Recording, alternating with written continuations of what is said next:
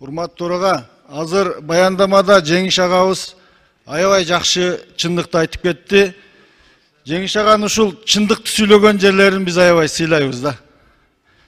Өзү деңиз бөлтүрүк, возомнил себя ханом деп бир ай мурун айттыңыз эле, ошол бүгүн чыгып атат да. Ушундай айтып туруңуз, мыйзамдар жазып туруңуз. Бирок мына башкаруудагы адамдардын атын айтканда адилеттүү мамиле жасалыш керек.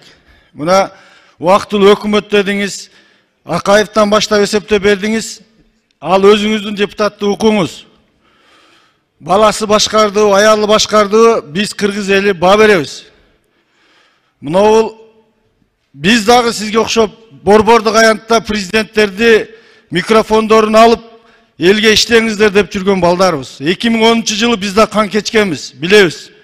Камчыбек Ташиевдин 100 миңдеген адамдардын канын төктүрбөй тосуп калганын дагы билебиз. Негизи батыр, элдин уулу. Бүгүн 5 жыл болобу, 10 жыл болобу Конституцияда кандай көрсөтүлсө, элди башкарыш керек.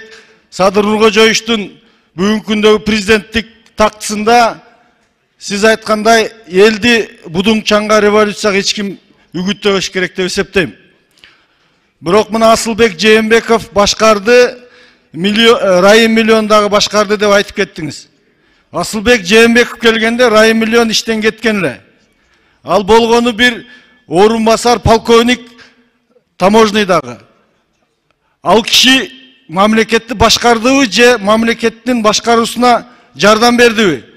Ал кишини ушул эки дөө урушса ортодо чымынөлөт болуп, Атамбаев менен Жээнбеков бийлик талашып атып, кара пиар менен соцсетте каралай берип, бүгүн Дордойду дагы Кара Суу базарында отургузушту. 10 секунд. Райым Миллион башкарбай, мүмкүн жакшыраак текшерип көрүңчү. Мүмкүн ал мамлекеттин экономикасына жардам берген болушу мүмкүн.